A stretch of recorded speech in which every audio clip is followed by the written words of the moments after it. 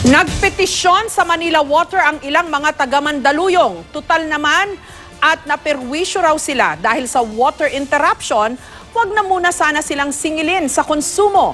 Pag-aaralan naman daw ito ng Manila Water. Sakali mang hindi mapagbigyan ang hiling na yan, posible naman daw silang magbigay ng rebate. May report si Maki Pulido.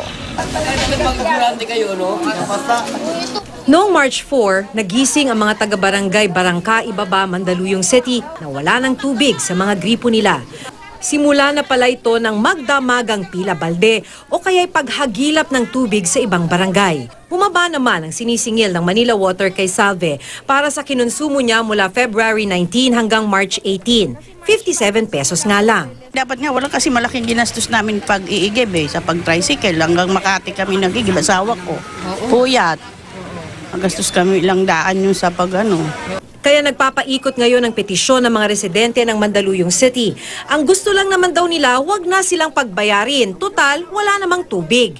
Pero bukod sa mismong konsumo, marami pang ibang binabayaran ang mga consumer. Tulad ng FCDA, Foreign Currency Differential Adjustment, Environmental Charge, Maintenance Service Charge, pati Value Added Tax. Grabing hirap. Pumupunta kami ng ibang barangay para umigib. Hirap namin sa pagbuhat. Sa dapat, ibalik nila na sana huwag na kaming singilin dun sa hirap namin na dinanas. Pati ang MWSS Regulatory Office nakikiusap na wala na munang singilan.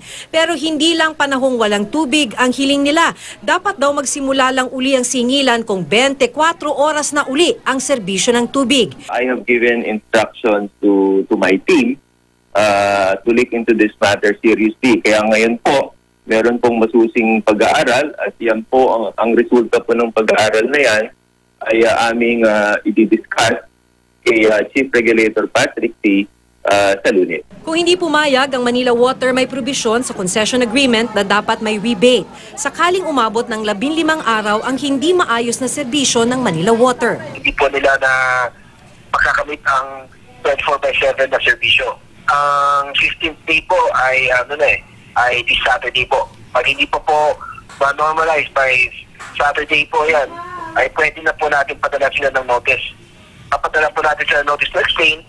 Parang refund ang rebate pero hindi ito matatanggap ng cash. Mababawasan o kaya'y walang singil ang mga susunod na water bill. Kung sakali, hindi naman ito agad mangyayari kasi daraan pa sa proseso at magkwekwentahan pa kung magkano. Ang kalbaryo ng ilan nating kababayan sa kawalan ng tubig ang siyang paksa ng protesta ngayong World Water Day.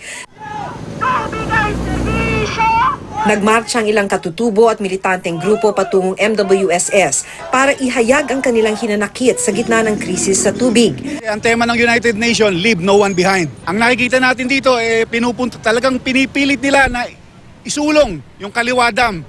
Giit ng grupo, hindi solusyon sa problema sa tubig ang pagtatayo ng Kaliwa Dam. Bukod sa makakasira sa kalikasan, mawawalan din daw ng lupain ang mga katutubo. Yan po ang pangunahin namin tirahan. Wala na po kaming pupuntahang lugar. Wala na rin po kaming ikabubuhay ng mga katutubo. Sabi ni Cabinet Secretary Carlo Nograles, pinaplansya na ng gobyerno ang mga solusyon sa problema sa tubig. Proposed executive order na ilagay natin sa ilalim ng Office of the President. Para sa ganun, lahat ng mga departments and agencies concerned sa water talagang mag-usap-usap. Maki Pulido, GMA News.